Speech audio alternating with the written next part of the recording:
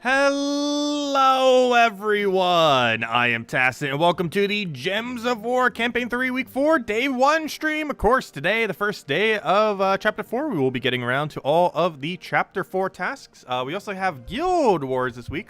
So another pretty big thing we're going to be doing is revamping all 6 of our Guild War teams. We're going to be making them into those little tomes, the Doom tomes. I've seen them quite a bit here and there around Guild Wars. I don't think every single one is viable, but I figured we might as well build a team out every single one and see what ends up happening.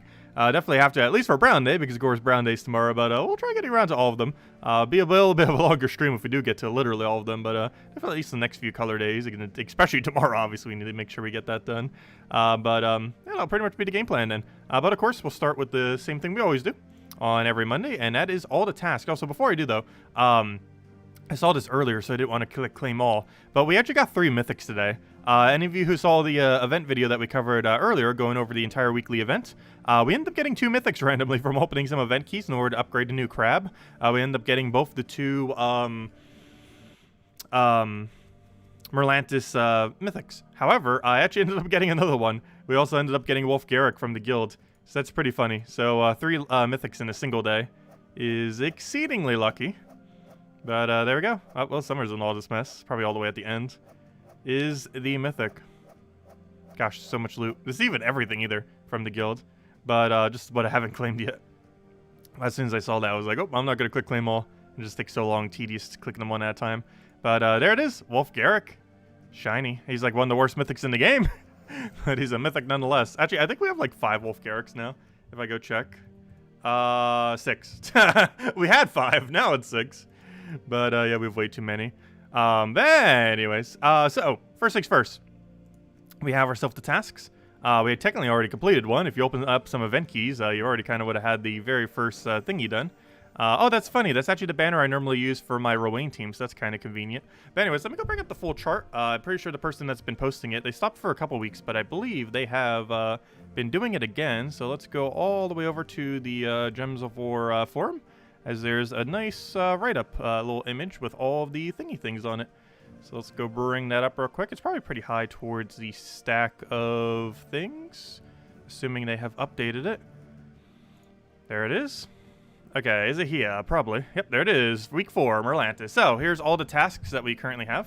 As far as what we have for gold, we got win 22 battles with the Trident banner. That's going to be ultra easy. The standard Rowan team pretty much already uses it.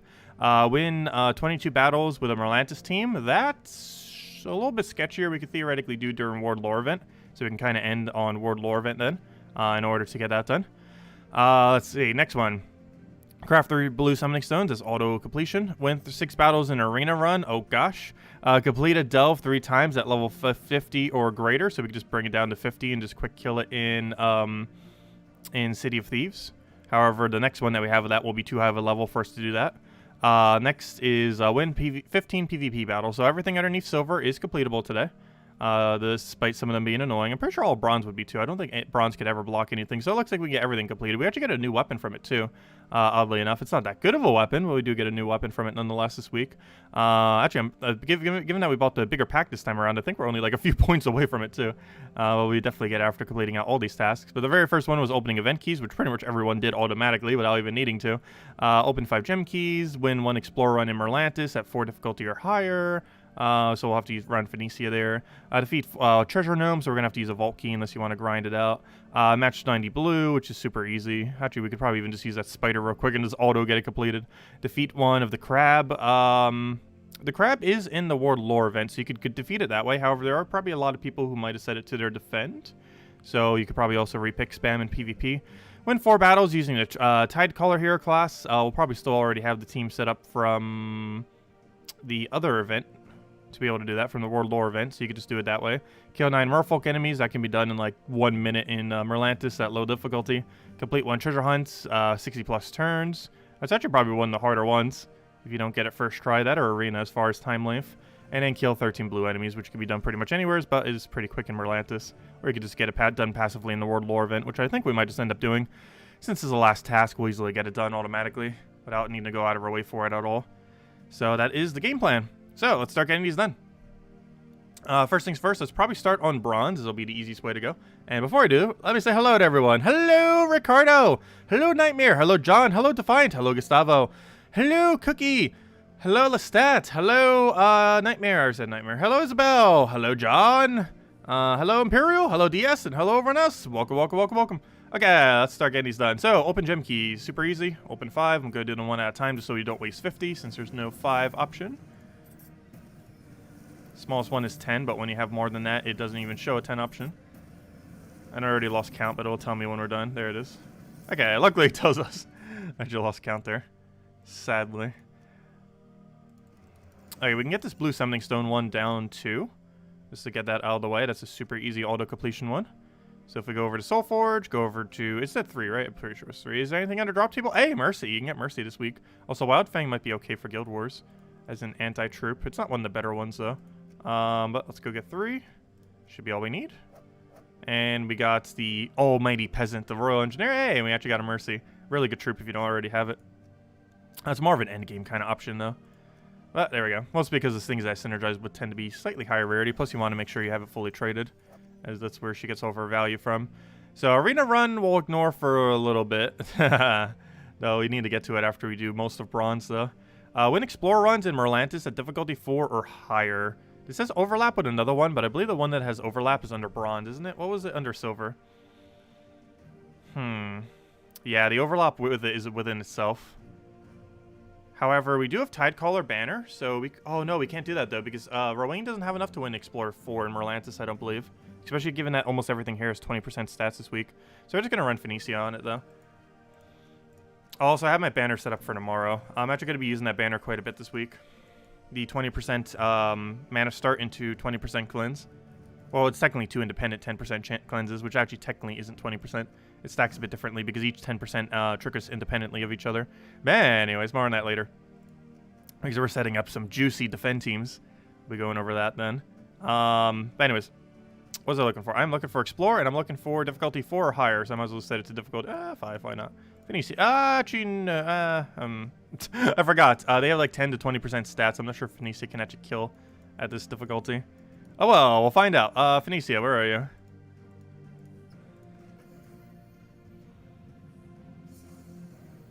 Yeah, Mistralis is really good.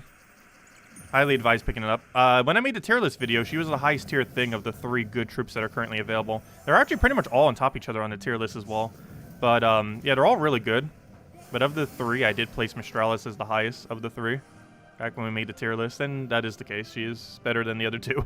Though you might want to get Enraged Carindera, as it is the first time he's been available free to play. So if you haven't picked him up, you know, if you didn't buy the Battle Pass thing, it's basically the first realistic chance you've ever had of obtaining it. But aside from that, yeah, Mistralis is really good. She has 4 times enchant, which is 2 mana per every single ally, plus there's some enchant synergy builds that work with that. Aside from that, she's one of only 2 mythics in the entire game with auto extra turn off her ability, which if you're not frozen is very effective. And any mythic that ever gets that is generally going to be a really strong option. And she's nonetheless.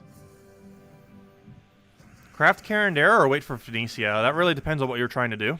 Like Carindera could help you with Guild Wars and stuff like that, so it'd probably have more of an immediate help. However, I feel like you use Phoenicia more on a regular basis. I could probably live without having Carindera. But Phoenicia is used for just so much late game, if you have really high magic. Also, one thing I did off stream, I actually upgraded a couple of my kingdoms. I made sure to do it because in anticipation for Guild Wars, as I have slightly higher stats, I basically just upgraded a bunch of the ones that are coming up. For example, Groshnok is going to be having a kingdom soon, so I upgraded Groshnok. Blackhawk is having a kingdom soon, so I ended up upgrading Blackhawk, and I think there's one other one I can't remember. But yeah, I ended up upgrading a few of them just kind of preemptively, just so we'd have a few more stats for Guild Wars. I theoretically can actually upgrade 3 more if we go and convert all of our deeds, or, you know, if we convert all of our writs into deeds. I mean, man, anyways, let's go grab this, see what our next task is. Well, we kind of already know, but to go and unlock our next task. Okay, so this could be done without using a vault key. However, it is so much quicker just using a vault key, so we shall use a vault key. Since we do have overlap, I can actually go use the Rowan build. So let me switch over to Rowan. Make sure it's on Trident banner and everything. Make sure it's nice and set to normal, because using a Trident banner here actually helps it. Oh, we do still have the wrong weapon though. Let me go use Doom Scythe because this was used last week for the thing. But if we go use the Doom Scythe to make it better. There we go. Okay. And I should cover the other task as well when it tells us to go use Trident Banner. So whenever we go do these other quick kills, we'll be getting Trident Banner progress for the 22 Trident Banners we need. Which is quite convenient because we already use that thing on a regular basis. Do you have a 0 to 500 Delve team for Purple Grain?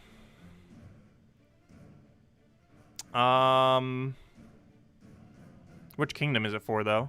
Is that Wild Court? I mean, not Wild Court. Is that Primal Rift? I ran a Skull Spam team for it, but it's a little bit annoying because of the thing. The Skull Reflect thingy there. You can still get away with Rowan there. You just don't have half mana start. But Purple has a lot of Skull Spams that work into it. It's one of the weirder color combinations. That's not dead. He's about to resummon. Just gonna cast. And the main reason for that is in case he got damage on Rowan, I wanted to still have damage down on him.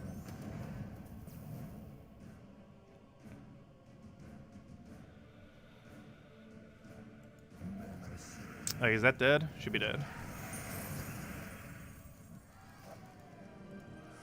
Oh, I didn't even see what our key was. Oh no, I clicked through it. But I just needed it for the thingy.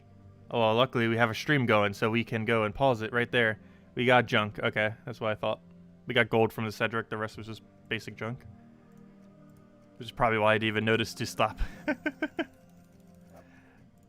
Let's see. Match blue gems in any battle except training. So I think the easiest way to do this is to find a random battle, one that won't infinitely lock us. Something really basic, sure. Go get our spider team. Where's our spider team these days? You create blue, right? Yes. Okay. And now we just auto-win. Hello, Mobarashi! Welcome. And now we just auto-win. Very, very hard.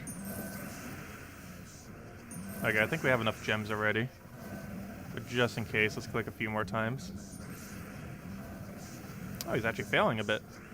Alright, let's actually start winning now. Especially now he's draining my mana. He's draining our win condition. Okay, fine. Let's start killing them now.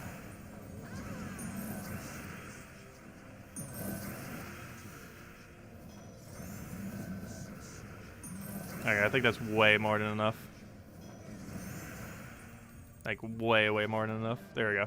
Okay, that's done. Next.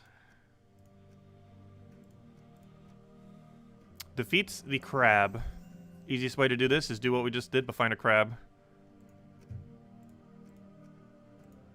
Not a crab. Not a crab, but there's a new pan. Well, it's somewhat new. I guess it's not too new anymore. Oh, it's still somewhat new.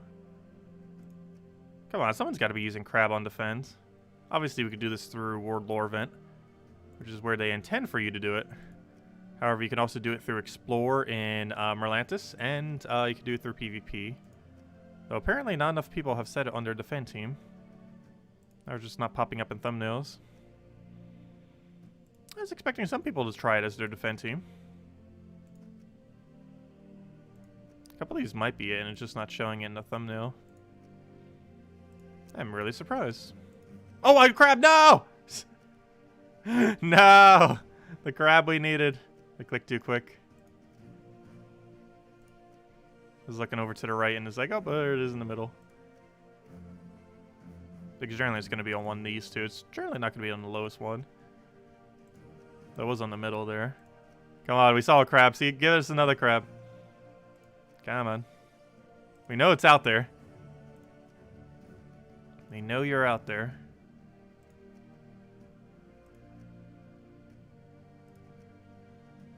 Gosh, at this rate, it would just be quicker doing the World Lore event for it. If I would have grabbed that one crab we just saw, though, wouldn't have been that bad. Still on the unlucky side, though. Gosh, no one's using this crab on defense. That really just does not want to put in the thumbnail. Luckily, this amount of gold is near 0. We could click this button for like an hour straight and it would barely dent our gold. Please, give crab. Hello? Fine, I'll do the War Lore event right now. I kind of want to get the banner thing out of the way first, though. Better we could do it through Explorer. There's 3 legends for the kingdom, though, so it's a 33% chance it would actually appear on the legend battle.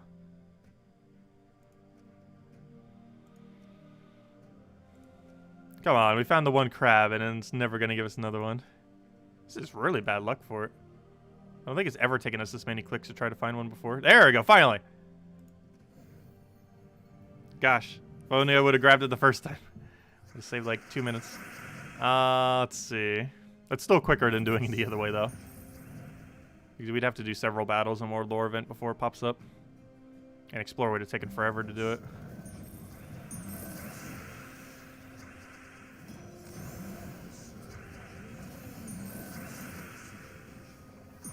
Gosh, I love this team. So broken. Finally made this mythic useful. Which is rather surprising. I was not expecting this mythic to become useful at some point. But it did. Yeah, it only costs like 12,000 gold. That's not that bad. You can get 12,000 gold in like 2 minutes. Like the amount of time we took repick spamming that, you can pretty much get that gold in that time. You just do a little bit of gold farming.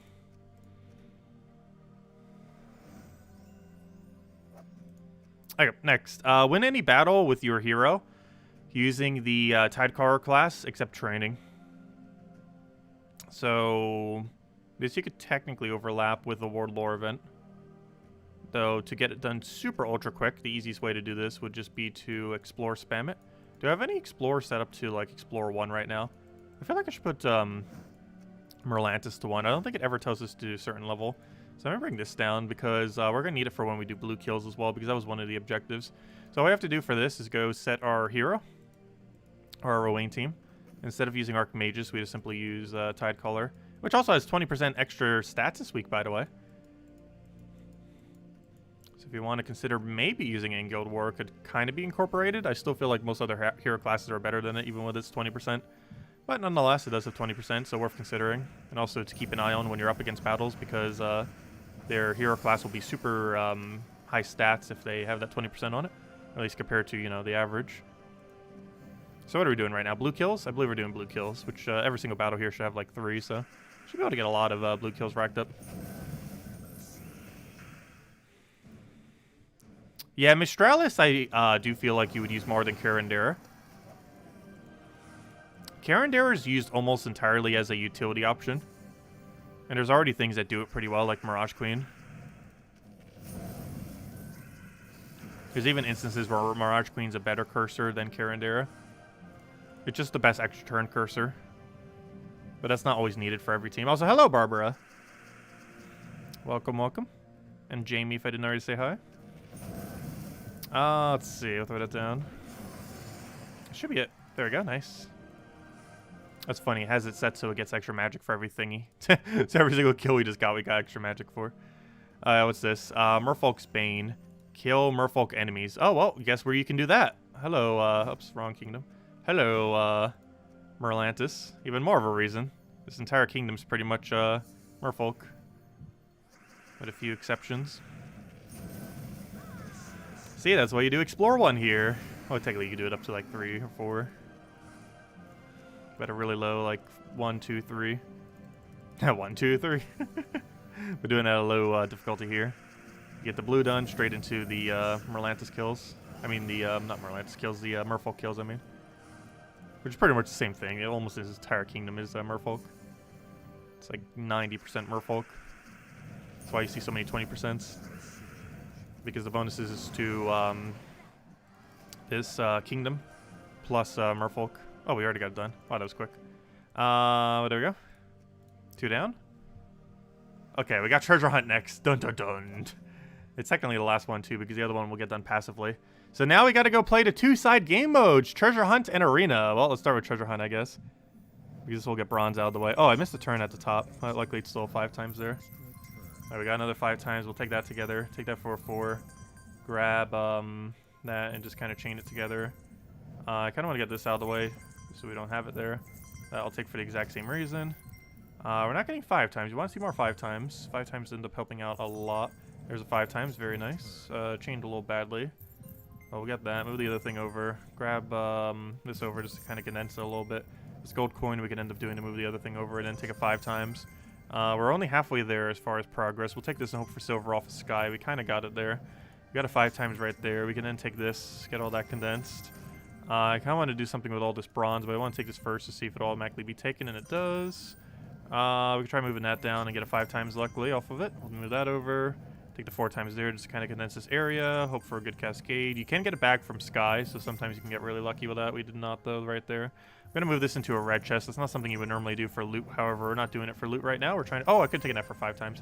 We're trying to take it for turns. So move that over, take the other thing. I would normally never take it 5 times like that, but it is for the 60 turns, so we got to go for it.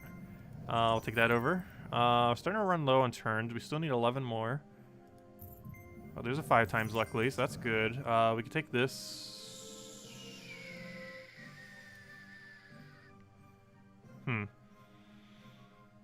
I'll take that over.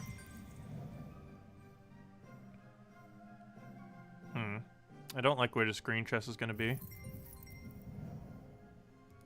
Move that over into a double 4 times, which doesn't really help more than a single 4 times, unfortunately. Move that down just so that condenses. Oh, good. We got that perfectly into a red chest off the cascade. Very nice. I'll move this down just so we could take it next turn. That's decent. So we'll take that over. We can then go for the 5 times off a gold coin. How many more turns do we need? We still need to generate 3 more turns. If we could just generate 3 more extra turns, we won. Problem is we're running out of board to do that with. Okay, we got 1 of them. How many more do we need? We still need 2 more. If we could just set up into 2 more somehow, some way.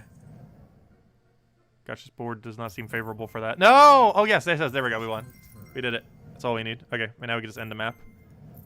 It is completed. So we can just end it. And as match. There we go. 60 on the dot. Doesn't matter if it's exactly. That's all you need. And we got, like, no gems because I wasn't trying to play for gems. See how bad it is to convert them into red chests? All those green chests. We would have gotten like 2 or 3 gems if we didn't convert them. But obviously that was not what we were there for. Okay, so we got the task done. Now we need to go do some arena. And the blue enemy thing will pretty much be done automatically. And this we can go, I believe there was a silver task we can actually override it with. Complete a delve 3 times? No. You could technically do it in PvP. Well, not really. No, there's actually not a silver where you could do it with.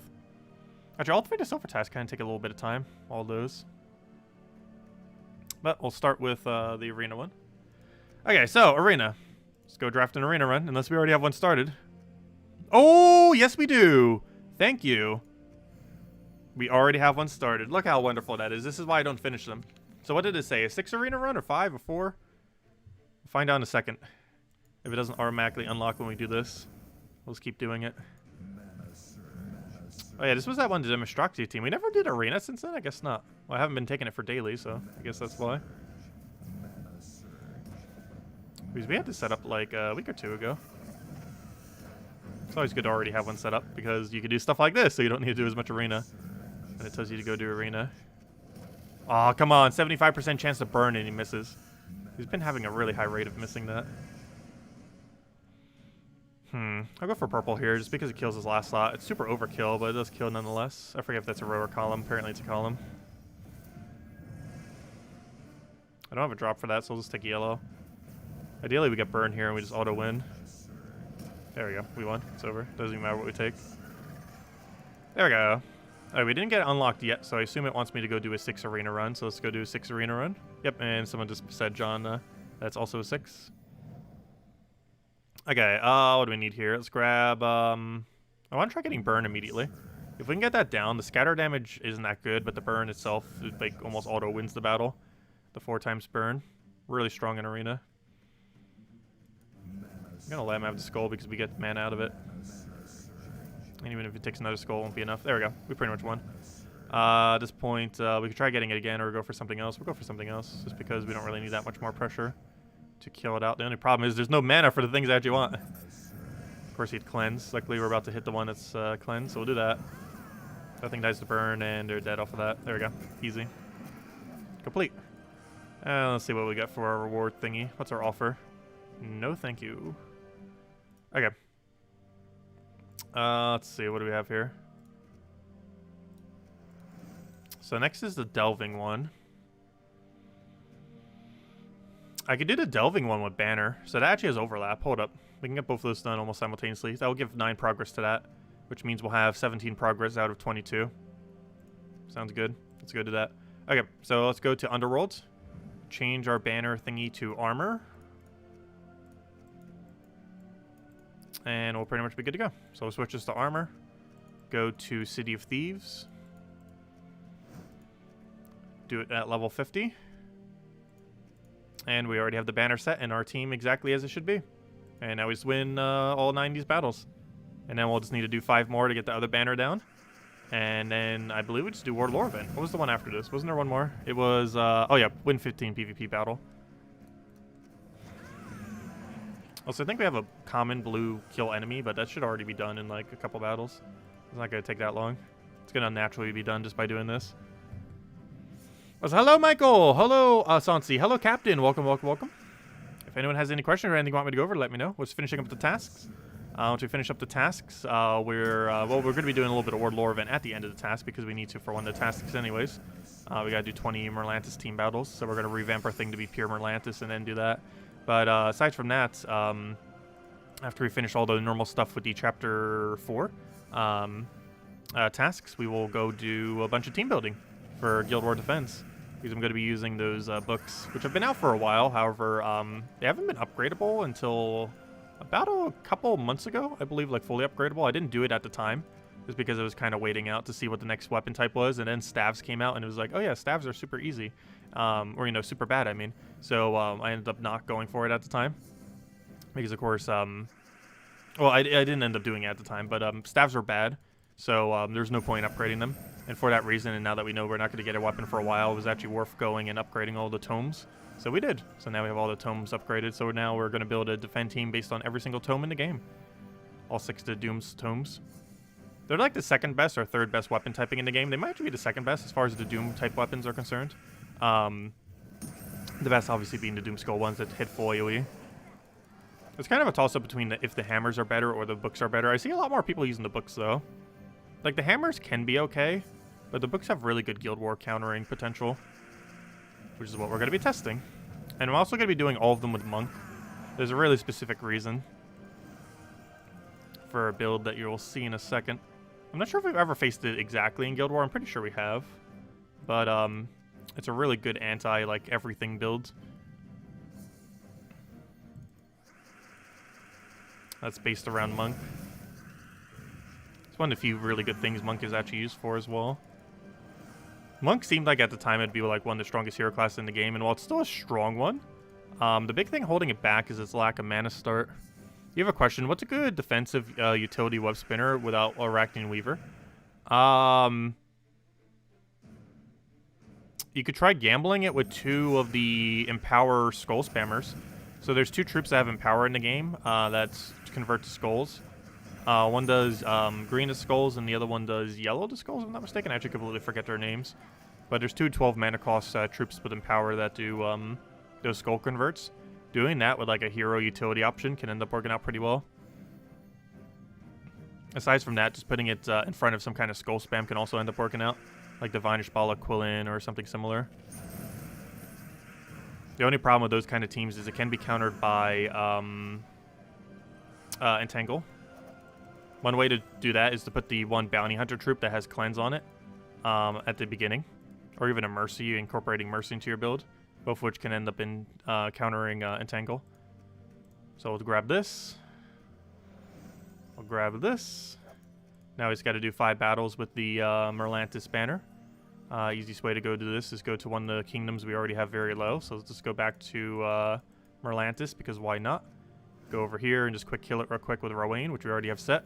Do this 5 times, and then we are in the last task for the last 2, which is 15 PvP battles and 22 as a pure Merlantis team. The 22 for pure Merlantis will obviously do for the World Lore event, since it's pretty compatible with it. And because, given that you have to use Merlantis anyways, you just have to set your hero class to it. And the other one, 15 PvP battles, is just pretty much just standard PvP grind. So we'll just do that with, what's her name? With the spider build. And then we'll be good to go. And then the rest of the time we'll build a bunch of defend teams. But yeah, task actually went pretty quick this time around. Though we're not done with them yet, but looks like it's going to take about an hour. Then again, that seems to be about the average for them lately, is about an hour. Yeah, Fist of Zorn is one, and I believe Apotheosis is the other one. I always forget their names. Yeah, Fist of Zorn and Apotheosis, I believe, are their names.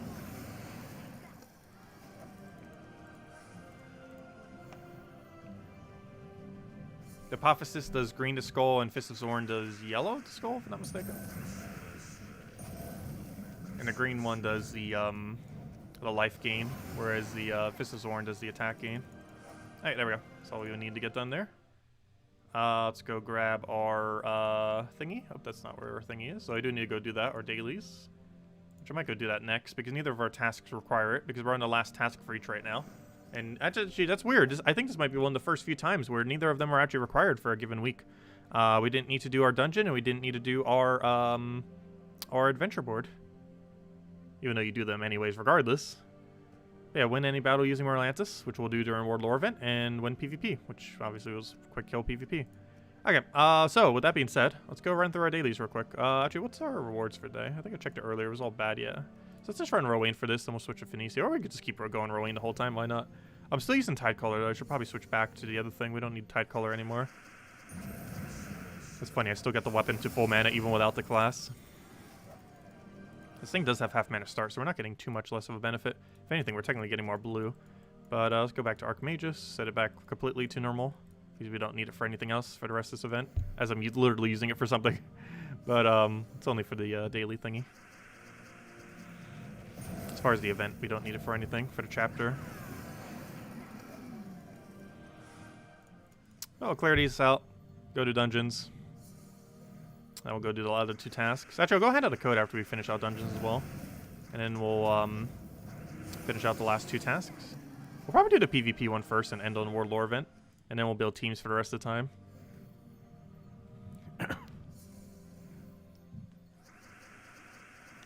Because when we test our defend teams, those don't count as PvP battles. Because they're practice battles. Practice battles don't count towards anything.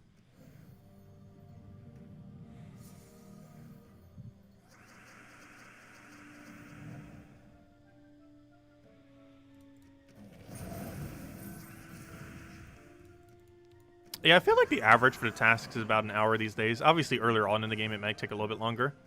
But that's actually not too bad compared to most battle passes. That means to complete out the entire battle pass, while it can vary, it takes about 10 hours. 1 hour per week, 10 hours in total. 20 hours, like, max. Unless you're, like, brand new player. Just started within the last, like, unless you started, like, literally during the season. I'm pretty sure it can be completed within, 10 to 20 hours in total across 10 weeks, which isn't really that bad for a battle pass. I think even Fall Guys battle pass almost takes us longer than that. I think Fall Guys battle pass, though you can rush it all up front, assuming Gems of Wars takes 1 hour per week, Fall Guys battle pass takes like 15 hours or something. I know some other ones take way longer than that. Some games battle passes. Wouldn't be surprised if there's games out there that have like a 100-hour battle pass just to pad out the system.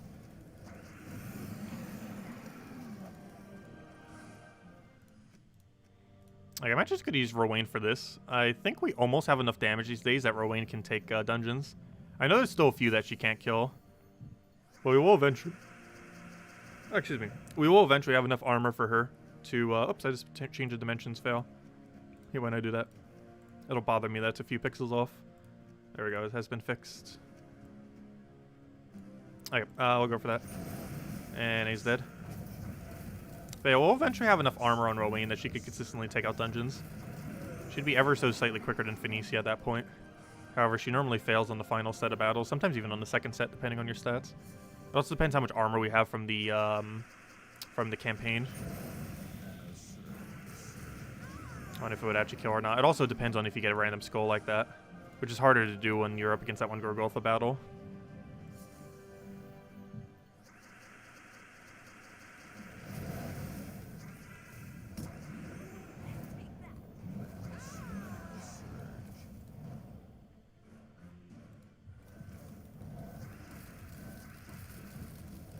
There we go. Okay, so with that out of the way, let's go and hand out a code.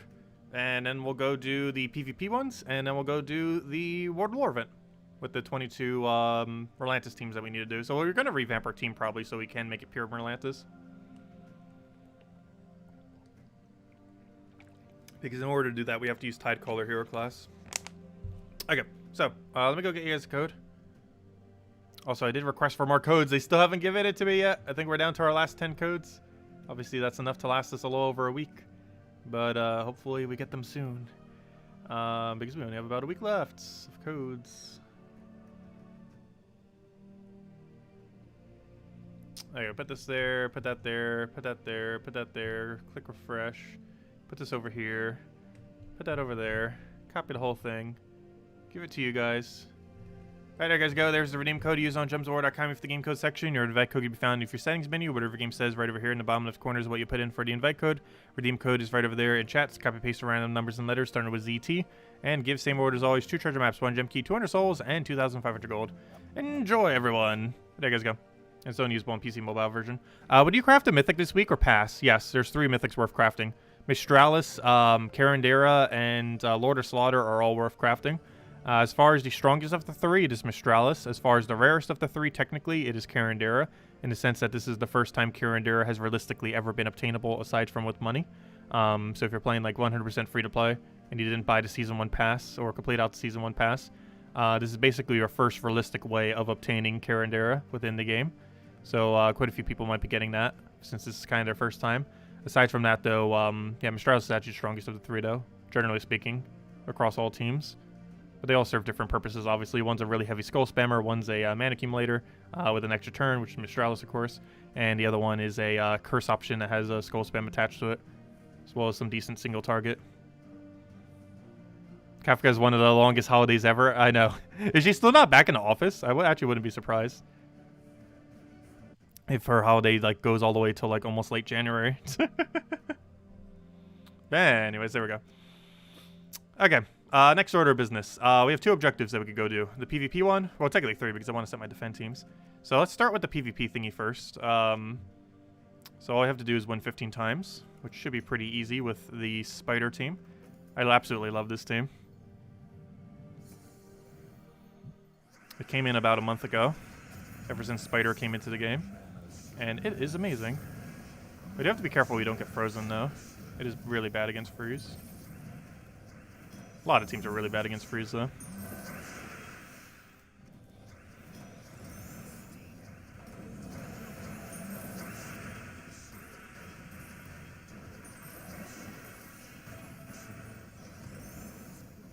And they're super dead. There we go. 1 down, 14 to go. Also, it might even hit the PvP thing already.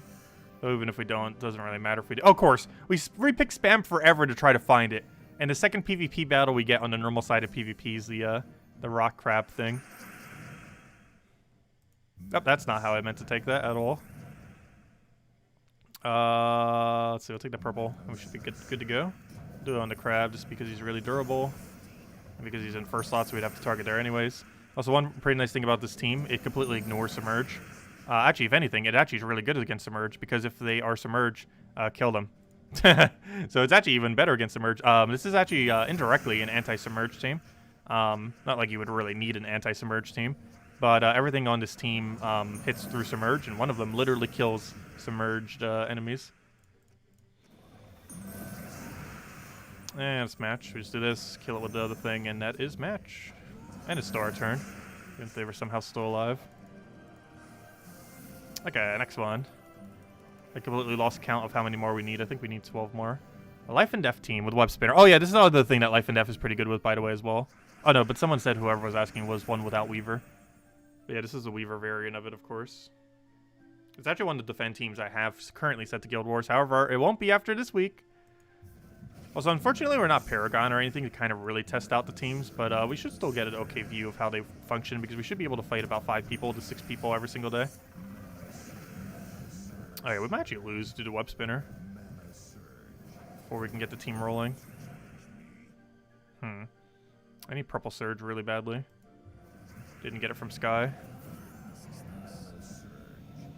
We can still make this work. Move that over. Oh, now we can't. Now we can't.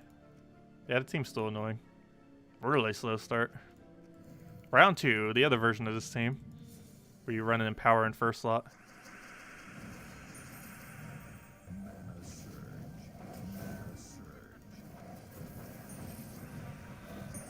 And we won. Already over. Look at how quick it already won. When it actually wants to function correctly.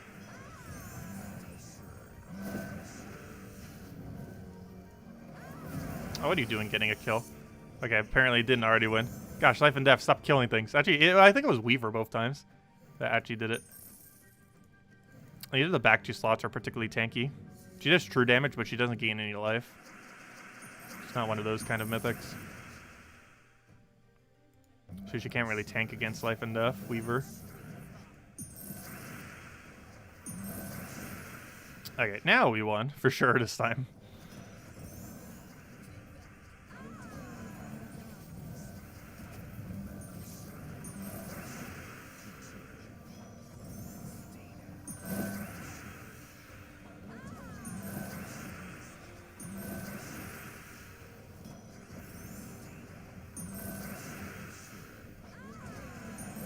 There we go. Next, what do we have? A Lust team. Oh gosh, this doesn't have any stun on it either. The team we're currently using. It's gonna be annoying. Didn't get full mana. He transformed our first slot. And blocked our purple by doing so. Okay, we should be good to go. We got a little bit less gem spawn. Oh, wait. We don't have enough true damage to clear it, though. I got a double cast. Better not die to that death mark. Good, it didn't. We're also creating slightly less gems. So apparently enough gems is still infinite looped. Oh, no. Our damage. We got a problem. Our damage just died. We can theoretically still win, but it makes this battle very annoying. Oh, yeah, I can't even target you, can I?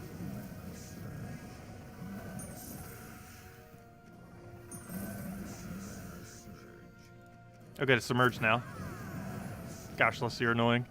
And now we gotta deal with this thing. We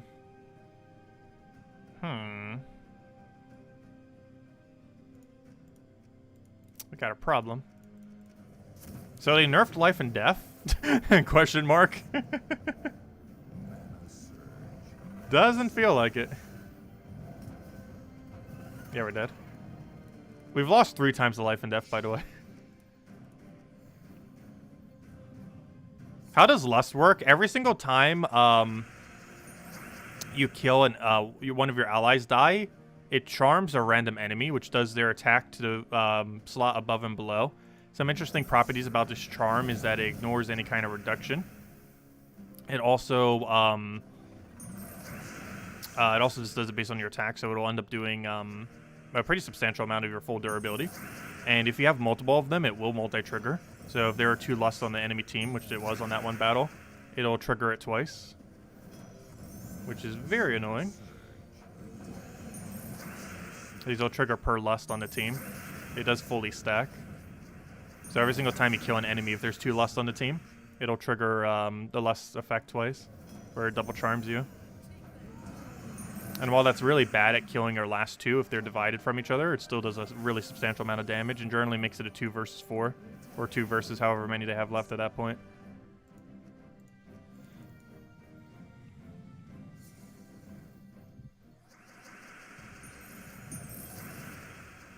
Yeah, honestly, Life and Death could have a 20 mana cost and people would still use it just as much as currently. Like, even another 2 mana nerf would pretty much have no effect on how often people would use Life and Death. Like, everything Life and Death would still use for would still be used to this day. So even if it got... Oh, no! That wasn't enough damage because she had barrier. I didn't see the barrier. Oh, no. I'm gonna do that just so we can kill it right now. With this. Which then allows us to rope dart kill that.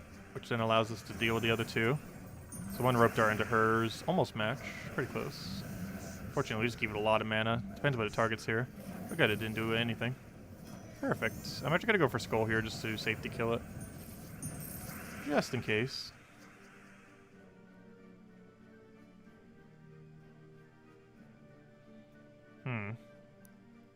Too bad he didn't have Submerge on him right now. Even though he has Impervious, that would still kill. Because he's not immune to having Submerge for himself. Because it's a positive stats effect. So even though he has Impervious, he could still be Submerged. In which case we could still end up killing him. I wonder if we would ever get a troop that auto-kills things with barriers on it. Could you imagine? We currently have one that auto-kills Submerge. But we don't have one that auto-kills any other positive stats effect. Unless you count Poison as a positive stats effect, which in some cases it can be. Obviously it's technically a negative stats effect though. But currently Submerge is the only positive stats effect in the game where there's a troop that will auto-kill it. Which is the Captain McCall. He's very rarely used for that purpose, however, it is something that he does do nonetheless. Even though that's not the primary reason you're normally using him.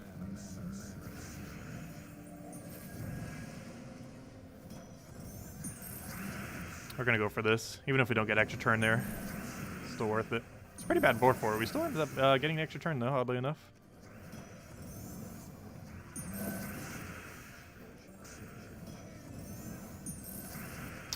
I did not want to cast that one, but it's still enough to kill, so never mind. Still works.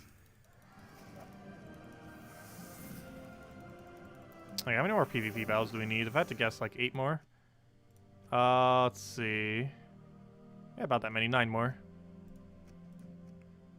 Hard to tell with all the losses we got.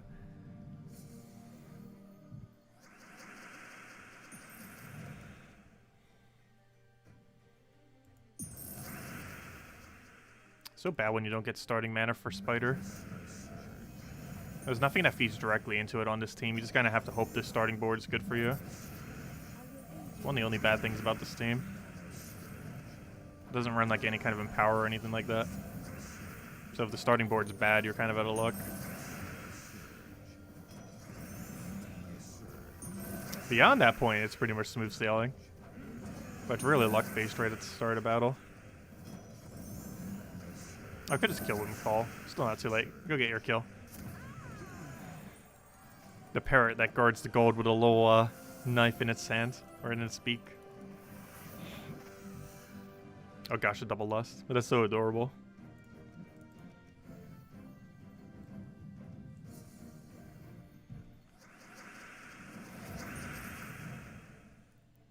I don't think we have enough extra green. Yeah, we don't have any extra green, actually.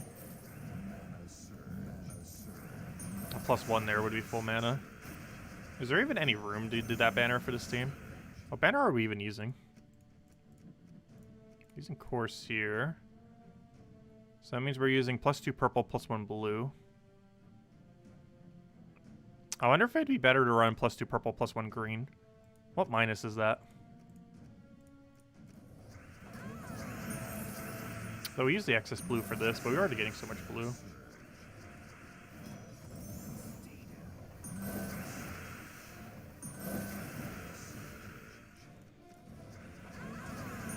That plus got us. Luckily, it didn't get rope dirt.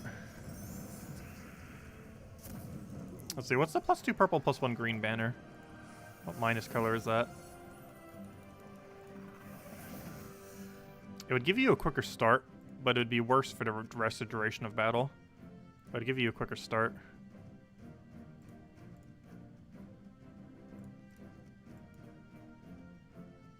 Ooh, you can minus brown off it now, or minus yellow. Oh, you don't want to minus rope dart though. What are we not using color-wise, or are we using every color? 1, 2, 3, 4. Yeah, we're using every color. Currently, we're minusing yellow. So theoretically, we could minus yellow either way, because we actually have a new banner that actually got introduced to the game through warbands, which you could end up using for this team.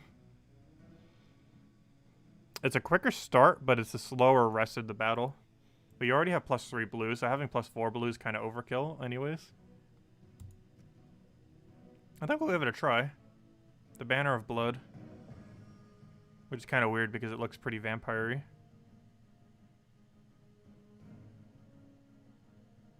Oh, I guess that makes sense. But yeah, we'll give this a shot. Let's try the new banner. This makes it so you can one-turn Spider better. Because he starts with 6 mana. So if you get 7, that goes to full mana. And now we can get it to 7. So if we surge green, that brings it to full mana immediately. Instead of having to wait a whole additional turn. Yeah, now that we have this new banner, we might as well use it. See what happens. It's 1 to 5 that came through warbands.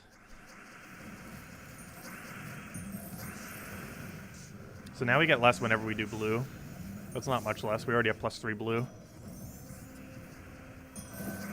I don't even really notice much of a difference.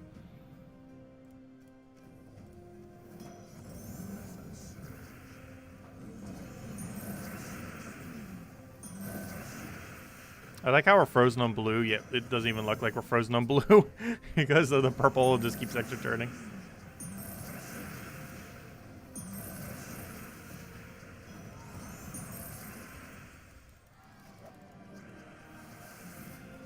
It's such a fun team. Like, I think we have like 3 battles left.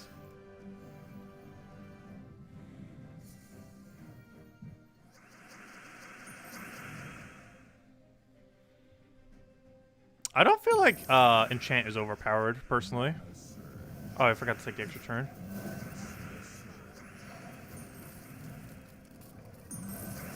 Well, on life and death it is.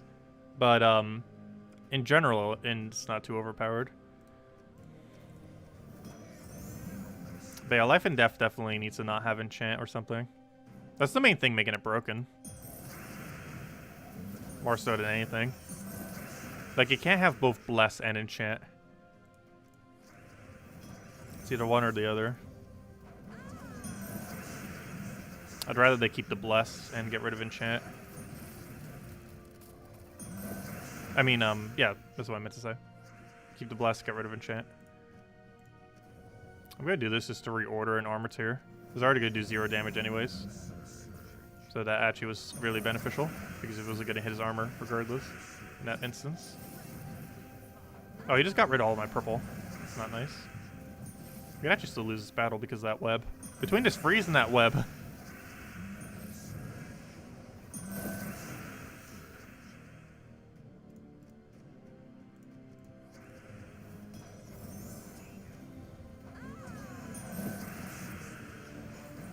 If nothing else, at least bleed does absurd damage. It's 10 damage per turn. You don't normally get to use it too effectively. However, Mother of Darkness is a troop that can properly apply bleed. It's pretty much the only really realistic bleeder in the game. And there was never really a team for it until Spider came out. No, I'm going to just dodge life and death. We've lost to 3 out of like 4 life and death so far with this team. How do you get coins for warbands? They've all been off of the daily offer thingy. You can get 30, I believe, or 35, whatever it was, from the free side. And there's like a VIP one as well. If you have VIP 6, there's like a one that gives like 65 for like 200. The free side is 101 for I think 30 or 35, and the paid side's 200 for like 60 or 65, somewhere around there. That is how we got our warbands. I haven't paid for any yet. There's also, you can also get off Adventure Board. However, we have yet to ever get it off Adventure Board. Yet. But based on what they said during the live stream, it can occur during Adventure Board. I'm not sure if that's still the case, though. We haven't seen it yet, obviously. But it might still be might be a thing. It just hasn't happened yet, if it is. Oh, I could just carry with Parrot. I keep forgetting we can just finish with Parrot. If it's the last troop, you can just rope dart to Parrot for the finisher. And if they're already submerged, you don't even need a rope dart. You can just go for the Parrot. I think we only have 1 or 2 more battles left. Then we can go do the World Lore event 22 times. Or at least some amount of times, and then finish it off and like explore or something. I might just do it 22 times, depends how many sigils we have. And then we'll go build our teams. So this is going to be a bit of a longer stream then. Probably go for about another hour. A little bit longer than normal. It's because we got a lot of things to go over.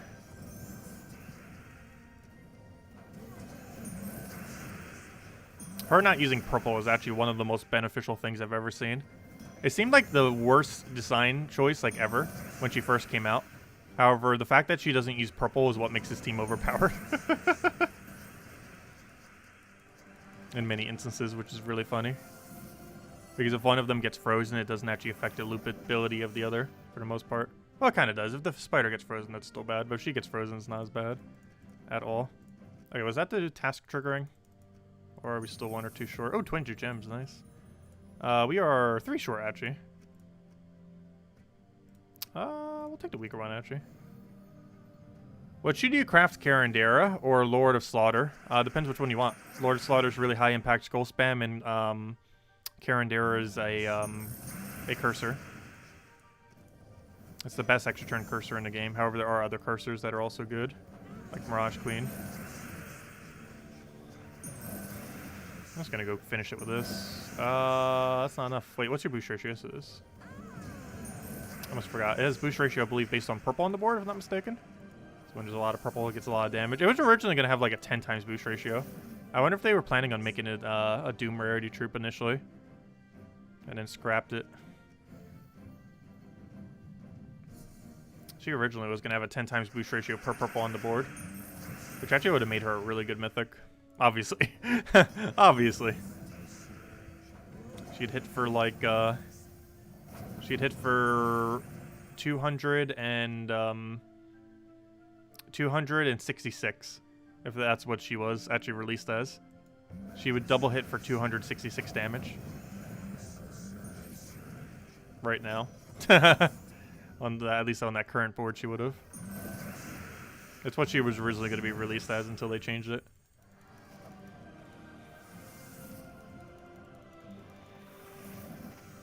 Okay, final battle. Take a high one. Oh, the rope dart meta.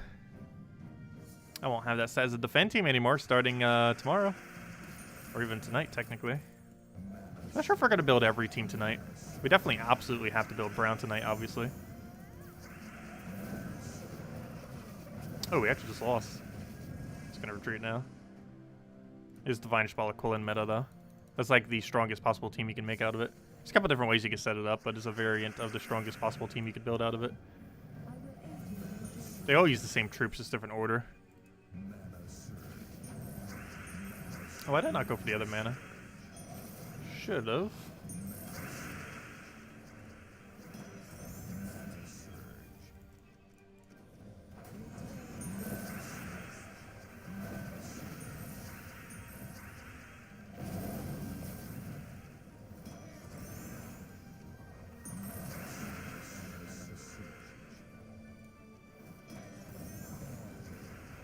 That should be match, and double kill. Oh, not double kill, you have 25% reduction. Oh, it dies to bleed, never mind. Haha, 10 true damage. That you don't have any reduction for. There we go, PvP done. Last objective. So it looks like it took us a little over an hour this time, actually. However, this is what you would have to do anyways, this other thing. Which is go use Merlantis for the thing. So this will require us to have to use Hero as Merlantis as well. However, I already have a team set up for it, so I might as well just use this. I was actually going to do a different variant of this earlier that didn't use Hero. But I ended up just doing this one. Which is good because we actually need Hero, so I'll use this one then. Let's see, go to Guild, go to Tide or Oracle, and let's go do this event. Actually, let me go claim these so we have some tokens. Let's go set these tokens so we have extra stats.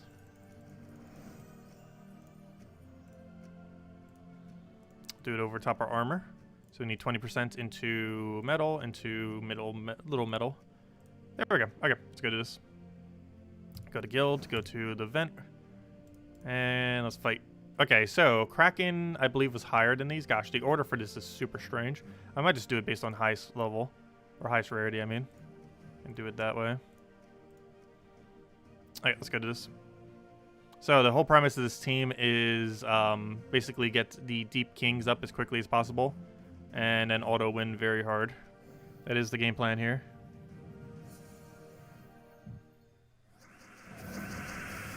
Hello, Kurzy! Welcome! Okay, we almost have full mana on the shield. Probably the first thing we'd want to go for most of the time. And true damage just kills.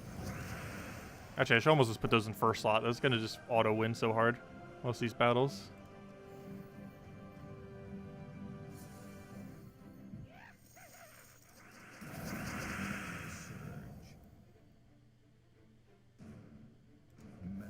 Oh, you are from Merlantis, right? Yes, you are. Okay. Well, duh. It'd have to be from Merlantis for us to even be able to use it.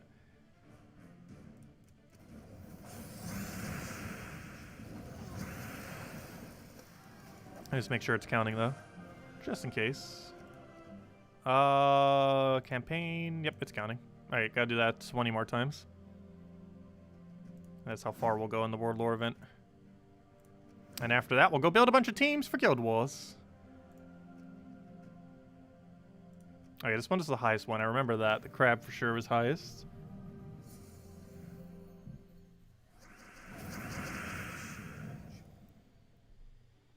Yeah, there's not too many major orbs of chaos in the game. You get 2 from Bounty Hunter. You can theoretically get 1 from every single leaderboard, but you'd have to go really high on the leaderboard. But realistically, you get them from 2 from every Bounty Hunter if you go all the way with Bounty Hunter. You can get 1 from every guild-related event, like for example with Invasions this week. Actually, we're playing it right now, the World Lore event, I mean. You can get it from that. We have a Raids this weekend, where if your guild participates in that and do it to completion, you get a major orb from that. But it's basically guild-related events is where you get most of them. You can get them from Volkeys, though, too. They actually made Volkeys a lot more frequent as well this year, or last year, I should say, at this point, since it is 2021 now. But last year, they ended up doing a buff for it, which ended up adding pity keys, as well as 20% bonus for the keys. Or the 20% bonus doesn't affect the orbs, but they did a patch like a year and a half ago where they increased the orb rate for Vault keys, and last year they added pity keys so you get even more during Vault events. So you can get quite a few of them. If you played for like 3 hours a day or more during a Vault event, you would end up getting probably 1 major orb across the weekend. And you can get even more than that if you get lucky or if you just farm more. And probably even more than 1 major orb. It really just comes down to luck though. Because I feel like every 10 keys or so is pretty much a major orb at this point. Plus you might get a couple small ones. Which if they give blues will kind of do the same thing. Also, major orbs do have a 1% chance of giving you a power orb now. Which is basically the equivalent of getting 3 blue orbs simultaneously. As far as crafting a mythic is concerned. Because you never actually use power orbs, you just use them for crafting mythics. Their actual purpose is not to actually be used, but simply to craft mythics, and that's it. And by mythics, I mean like those Doom rarity troops.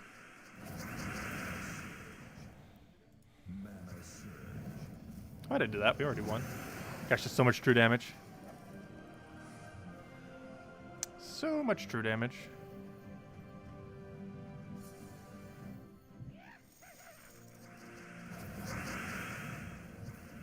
Honestly, I almost feel like I should just move Turtle. Just getting this thing down to just auto one-shot is so quicker.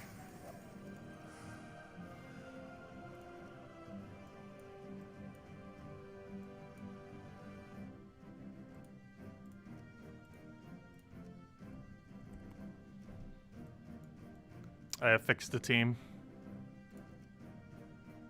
There we go. Now it's even quicker. Actually, you know what? We can make it even quicker on top of that quicker.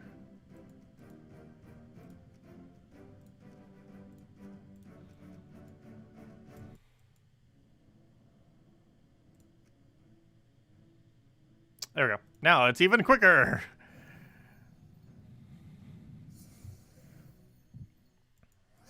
For the later battles, the other one would work a bit better. But, yeah, you kind of don't need it for the earlier battles. They kind of just auto-die automatically. This is what it feels like to fight the pure faction team inversely, by the way. This just, like, auto-kills you. That's basically what that legend does if you try doing pure faction Sunken Fleet. I mean, sorry, not Sunken Fleet, I mean Sea of Sorrows. Which is where he's from. You throw Chaos Shards at Sea of Sorrows if you're trying to get this troop. I forget if I mentioned that in the morning video, the weekly video thingy, but he is from Sea of Sorrows. He's a legend from Sea of Sorrows.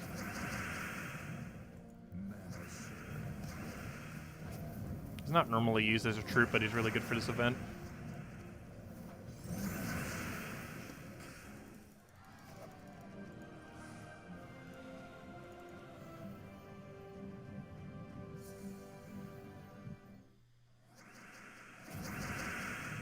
$22 is not that bad for a weekend. You need 3 more for Zugoff? Nice. Yeah, we're probably getting another Doom troop soon, too. There's a possibility we get one at the end of this season. We don't know yet if it's going to be viable or not if we do, though.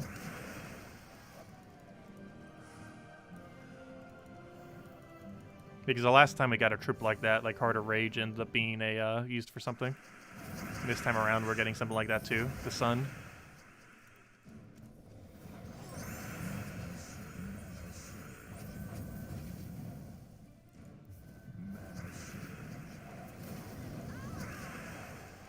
Which reminds me, I didn't claim all of our loot. We actually got a weapon today from doing all these tasks. Well, I guess theoretically we haven't finished these tasks yet.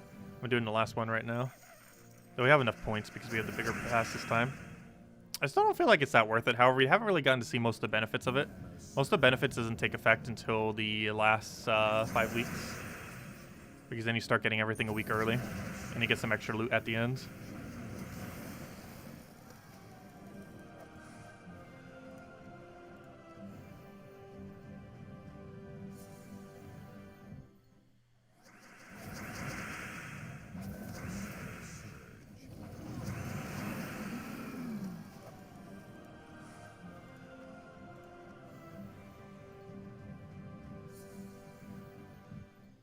What do I think of the Sun? It's kind of like an alternative Divinia. I don't feel like it's going to be used that often. It is much better than Heart of Rage. I wish they would buff up Heart of Rage to actually be a bit more unique. Now they actually made the Sun viable as far as what it does. But it's not going to be anything too special. It's almost never going to be used. But 6 mana costs make it interesting to potentially use on a quick HP buff team. But compared to Divinia, I don't feel like it's really going to be touched that much. Divinia might have a little bit more of a startup time, but it's just so much better overall.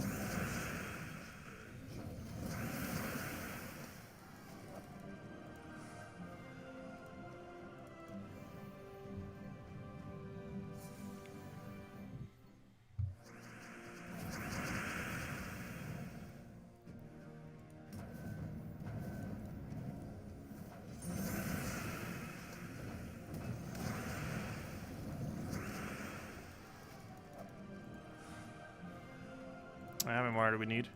We need... I keep clicking the wrong one. 3 more. And then we'll finish out the rest of the World Lore event probably on Wednesday. Or maybe some tomorrow. They go pretty quick. They're dying like instantly. We're getting slightly deeper and they still die instantly.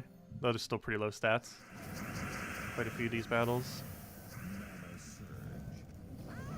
There we go.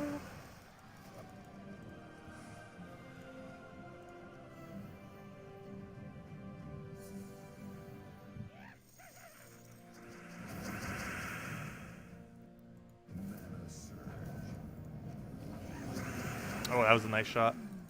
Got exactly where it needed to hit to kill out all of them. And it should be the final one we need then. And then we can start building some defend teams. Also, there's no point in showing the weapon. We will have the weapon, but not much to really show. It's just a useless tier weapon. I feel like every weapon we've ever gotten so far from the season pass has been bad. I'm not sure that's necessarily a bad thing, though, given that free-to-play players can't really get access to them that easily. I'm not even sure if a single one of those have even rotated yet around. I might as well go for this. I didn't intend to ever cast him, and it completely missed. Fail. Okay, can we please get the win condition? That'd be great. There we go. Oh, nope, there's still not enough. He's so close. There we go.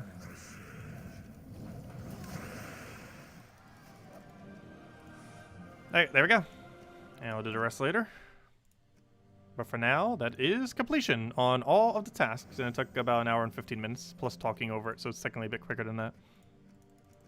There we go. Also, that could have been done quicker if we would have done it somewhere other than that, but I figured we overlap it to the event.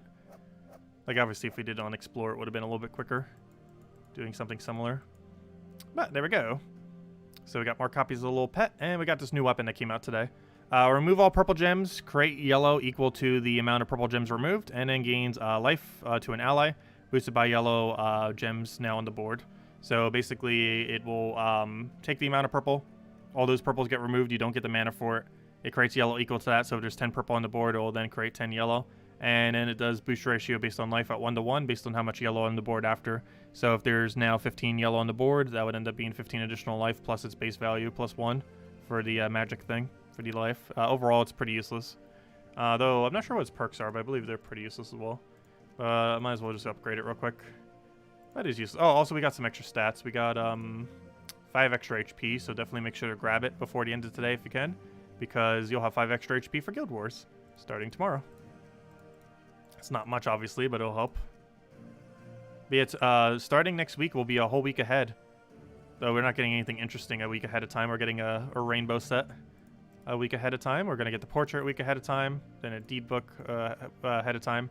And then it gets interesting. We get the sun a week ahead of time. And then, of course, the mythic a week ahead of time. And then you also get all these little small rewards. Nothing really too special on the end here. Well, a little bit extra loot. If nothing else, you get a vault key. Overall, not too good. Still not a huge fan of the extended pass. Oh, it's good that it's not overly pay to win. I figured we'd try it once. Nothing else, we get to show the mythic a whole week early. As well as the sun, though the mythic's obviously a lot more relevant. Okay. Also, I believe we have it for Guild Wars as well. I'm not sure if we're actually going to incorporate it for Guild Wars. But it actually falls into Guild War week. So that'll be interesting. Okay, so next order of business. And the last order of business for the stream, we are going to go build some defend teams for the new thing, or at least Brown Day, if nothing else. I gotta at least build my Brown Day team. The rest of the days can kind of be stayed for now. But first things first, let's make sure everything's on the correct color day. Because I didn't do that earlier. So let's make sure everything's on the correct color day. And at minimum, we need to go create Brown Day's team. So let's go to defend brown, defend blue, defend purple, defend green is actually correct, defend red, and defend yellow. Make sure they're all the correct color. Brown, brown, blue, blue, purple, purple, green, green, red, red, yellow, yellow. Okay, so now every single team is set to the correct one. Now, to go change them. So first things first, let's go change our brown team. Let's start all the way from here. So, this is what we're building around. We're building around all of the new books, and I already saved all these teams, so if we need them again at some point, I do already have them all saved. But, Doomed Codex. So, as far as what this thing does, well, as far as what all these books do, they deal scatter damage plus 4 per tempering level. So, basically, additional 40 for having it maxed. It then creates a mix of brown gems and skulls for every brown enemy. And since there are going to be 4 brown enemies always, given that this is late game Guild Wars, that will be 24 browns and skulls in combination. And it will also then, assuming the whole team's still alive, and it will also give 3 magic to all allies. And it's basically, it also does 5 extra if there's a doom, however that will never happen. So it's basically just going to give 3 magic to all allies. As far as its perks, each of these do have unique perks. However, one premise that all of them have, well, they kind of have some similarities with each other. Like they all do something special here, then they all have a status effect, then they all have 5 scatter, then they all... Actually, I don't know sure if that one's consistent. And then for the last one, they have drain 2 mana from all of their color, in this case brown. Which is actually probably one of the most devastating things about this book when you get it maxed. It's actually really strong. Did I install a new mic stand? Yes and no. Yes, I have it installed. It's literally right next to me over to the right. No, the filter thing, I forget exactly what it's called, is the wrong size, and I'm just waiting on another one to come in.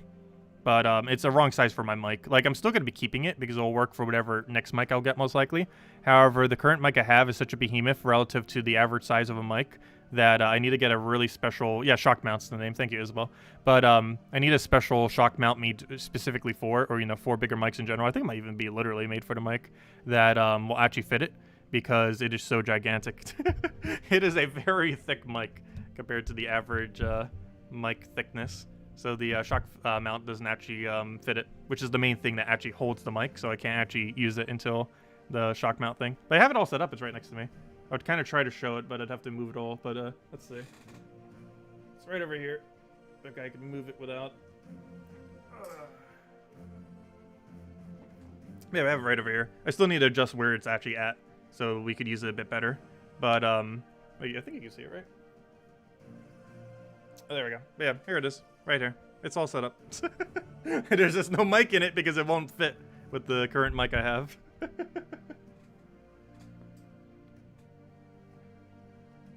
I do need to change that location slightly. That is actually very far away. It's actually slightly hard to use from that far away. I just have it there for now because obviously we're not using it at the moment. But anyways. Okay. So, let's see. Anyways. Where were we? Let's build this team. So, Brown Day. What was the null troop that was super good on Brown? Wasn't there one that just devastates like crazy? Let me double check. Brown enemies. Yes.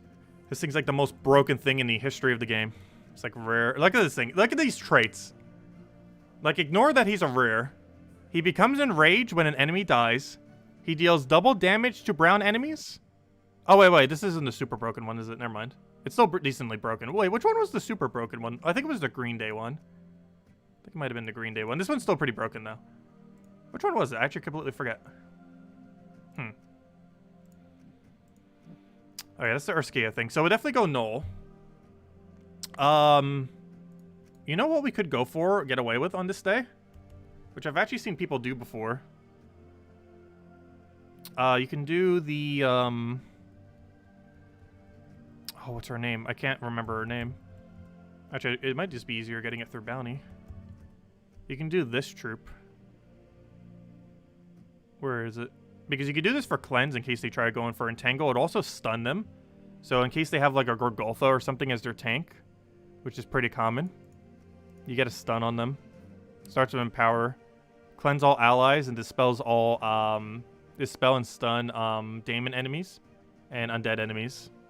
And then gains an extra turn. And it gets to do that for free. So we can do that with Codex. Oh, also we need to change our hero class to Monk. So here's the premise that we're going to be doing. So Monk has a really interesting setup. So as far as its traits, it is immune to Mana Drain, Silence, Fairy Fire, Mana Burn, 20% dodge, so it gets to dodge those skulls, and it gains 3 mana whenever matching for an extra turn. What you can end up doing this with is it gets to freeze at start of battle. You can also do stun, but generally going to go to freeze to kind of disorient them. You have cleanse, so you're pretty much never going to have any stats effects on it. You get to recover some life every single turn. You can also go for some tank ability on some allies. You can Fairy Fire whenever a ally dies so that you get to concentrate more damage onto them, which will make it so you can burst more damage in case something dies on your team. And also can go for more durability off of like blue allies if you wanted to. Barrier is every brown. You can do one of 3 different colors, which will make this very versatile in every single day. You can do it for either extra green, extra brown, or extra blue, which will probably change per day, depending on what it needs. And it has immune to stun, poison, disease, death mark, and devour. So on top of having cleanse, it has immune to stun, poison, disease, death mark, devour, mana drain, silence, fairy fire, and mana burn. That is almost everything in the game. It almost indirectly has impervious. It's not exactly impervious, but it is very close to impervious. And on top of that, you can do extra cleanse with a 20% mana start into 10% cleanse. It's actually not 20%. They are 2 independent 10% chances. So how the cleanse normally works is you have a 10% cumulative chance per turn. However, there are also medals that could trigger before then. These do not work if you're stunned. However, it has immune to stun, so it'll always work on your hero because it can't be stunned. So yeah, ends up working good for getting rid of like entangle and a few other things that it could still take. I believe it's not immune to freeze either. But anyways. So, let's go finish building this team. We gotta at least build this one. And we'll build a few of the other ones too. But gotta at least build this one. So, defend brown. We obviously need at least one other thing on this team. Ideally, at this point, we need a yellow... Actually, we could go a couple different colors. But we kind of need a yellow... What's the mythic for that? A yellow, blue... Purple. I feel like the mythics for this are pretty bad. Ha! Shibanu Vespera. Wonder how that would work out. The bad thing here is all 3 of these are pretty horrific options.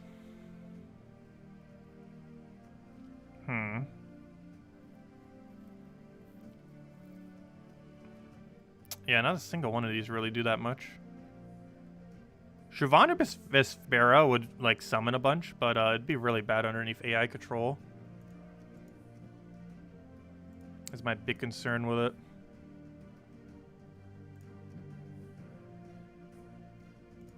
Yeah, none of those mythics are good. What would happen if we didn't use a color?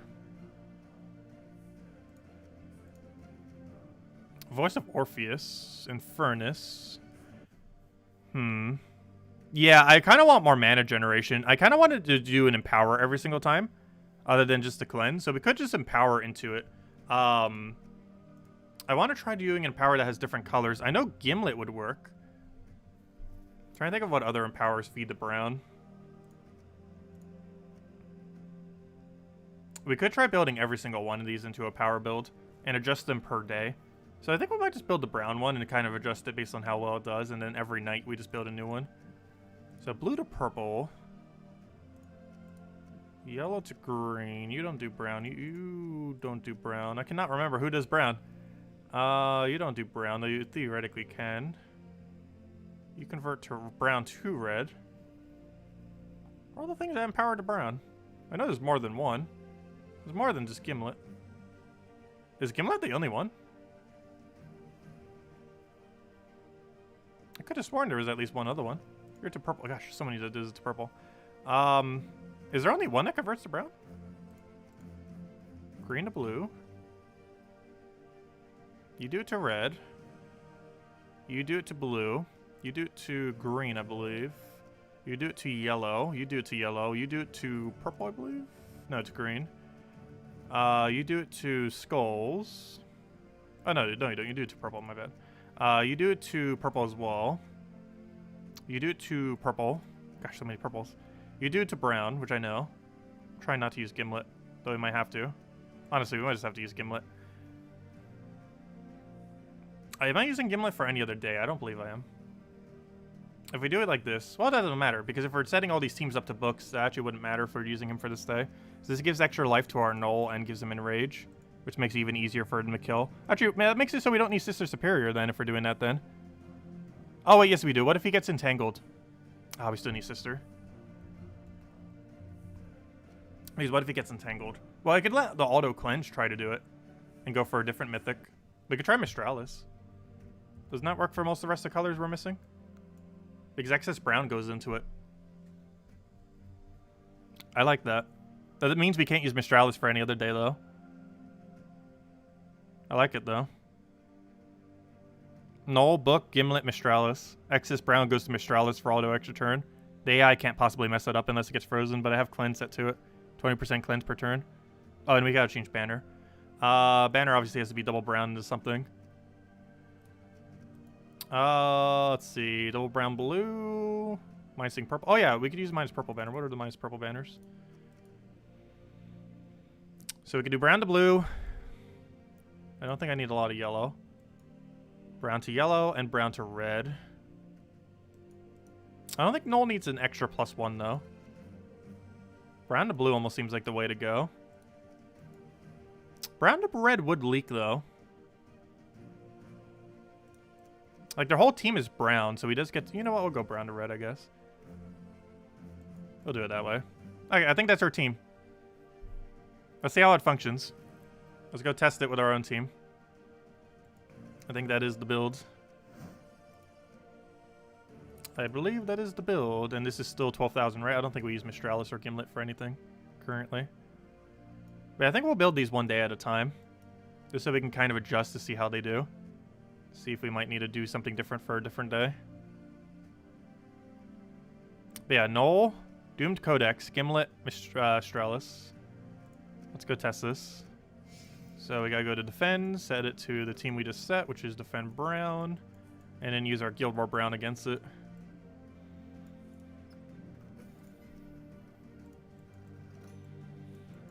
Where's our Guild War Brown?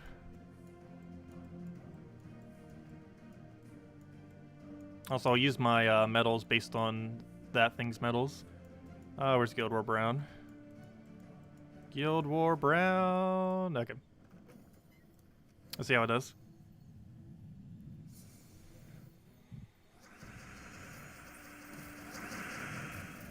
And they can't even use Gimlet either on this day, because it doesn't have brown in it, so they can't use Gimlet.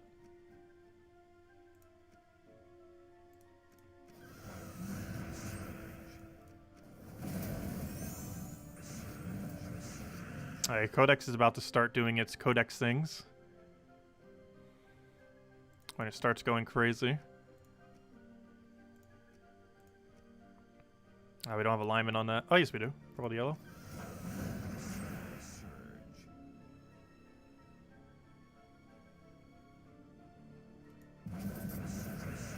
Ah, we almost killed Codex, so close. Now Codex starts going crazy. And he gets Mistralis for free. Oh, I like that. I like that team a lot. Oh, I like that. It's gonna lose. Oh no, it might just still win. Is it about to pull off a win out of nowhere? Gosh. Look, we were like destroying it, and then it's like, nope, I'm still alive. I like that. That's actually really strong. Curious how the rest of them perform. It's about to win. Well, I think we might still win. We'll cheese it with this because we can reduce his attack. There's no way to anti-reduction of attack. You can't literally counter everything. I shouldn't have taken that. I think we do ultimately win. Yeah, we do. But it could definitely win. You can see it. It tried making a comeback out of nowhere. We'll see how it does tomorrow. There's a lot of potential. I like the team. We got to use Mistralis for it, which means we can't use Mistralis for a different day, though. Is the only bad thing about this team. But I think it's fine. Like, what day would we really use Mistralis more effectively on than on Brown Day? I guess maybe we might have a lot of excess yellow. But there's a lot of other things that can use excess yellow pretty well. Well, then again, you can say that about almost any of those colors. But, oh no, we'll give it a shot, see what happens. I think it's worth trying. Well, find out tomorrow night how it does. But I think we'll just set the 1 for now. I think I want to adjust them day by day. So every single Guild War night, I think we're going to adjust the defend team for the following day. And do it that way. And basically build a team per day for our defense. And build it up over the course of a week. I think that'll be our game plan then. And then we get to see how each one of them do. But, yeah, I think that's that. Anyways, any other questions or anything, anyone? Otherwise, we'll be back tomorrow for Brown Guild War Day. We'll get to see how this defend team did. We'll go do our actual Guild War battles. And we'll also be doing faction for Frostfire Keep, which has that troop that's basically like a better Queen Mab in the current state of the game. And we'll go from there. And we'll also build Blue Day's defend team then on tomorrow, since that would be the following day. But yeah, that's pretty much the game plan then. But anyways, guys, thank you all so much for watching. I hope you all have a wonderful rest of your week. As far as tomorrow for midday stream, I'm not sure if I'm going to have one. Probably going to try to get one this week either on Wednesday or Thursday. But tomorrow, probably not going to have one. Though if we do, it'll just be randomly at some points. But I might just not have one. And we'll still have our normal nightly stream, though, every night, as of course, at 8 p.m. Eastern Standard Time, which is an hour and a half prior to now tomorrow, as we do every night. But anyways, guys, thanks for stopping by. Enjoy your week. Best of luck with Guild Wars. Don't forget to go set all your defend teams and everything, as it is starting tomorrow. You can change your defend teams that go deeper than that. However, as far as the initial defend team, yeah, you have to make sure you have your Brown Day set. Like, of the day, like on the day of, you can't change it. But prior to the day, you can actually change it, which is why we could set our team every single time. Up to Fine has a question or something to mention. We'll wait on that. Any other questions, let me know. Oh gosh, you've gotten 1,000 levels without getting Penguin Trip. That's pretty unlucky. Though it depends how many your guild cycles through. Because I feel like a lot of the most recent pets I haven't been able to really get max. Not necessarily because my guild doesn't cycle through a lot of them, but just because we get unlucky and just don't get them appearing. Which can end up happening. But I'm going to be running this team, all of these teams, probably with 20% into 2 10% cleanses. The main reason for this is just to make sure we don't get entangle countered, because a lot of these will be running with a heavy amount of skull spam, and mostly with things that do not have immune to entangle up front. So we kind of need that as a countermeasure. Where can you craft those codexes? They appear during the week that every single thing comes out. You currently cannot get them if you don't currently own them, but they are obtained during the week of, if I type in Doom and then do a tome, they're obtained during the week of their respective kingdoms. So it's going to be a while before you can craft them. They're also as expensive as all the other Doom weapons, so they are a little expensive to get if you don't have a lot of spare crafting material. But the purple one is obtained during Divinian Fields week. The brown one, which we're going to be using tomorrow, is obtained during Groshnak week. The green one is obtained during Shantang week. The red one is from Adana week. The yellow one is from Whitehelm week. And the blue one is from Kedar week. So at this current moment in time, if you don't have them, there's no way to get them. But those are the when you get them. Also, even if you can get them, you might not be able to max them. Because, of course, how the scrolls work are they're pretty expensive to max. I wouldn't really advise maxing these first either. You should definitely max the full AoE Doom Skull related ones first. They are much better weapons. But I already maxed all of them, so I finally maxed a second set And we're going to be testing them this week to see how they do. But this is definitely not first priority as far as maxing Doom weapons. They're probably the second set you would go for as far as maxing, but definitely not first priority. But they're still decent even without their final effect and all the other additional perks, because it's only 40 additional scatter damage, which isn't much. The main reason why you get the max is more so for their final perk, where it drains mana from all enemies. That's their most effective gimmick, and one of the things that actually makes them good as well. But it's not required to make them function, but it does make them stronger, obviously, than being upgraded more. But they're really expensive to upgrade. They're like pretty much all the Doom weapons in general are pretty much tied at like some of the most annoying weapons in the game. Like they're almost more annoying to get upgraded than like Dawnbringer and stuff. But anyways, guys, I'm gonna be heading out for now. Thank you all so much for stopping by. Catch you guys later, and goodbye, everyone.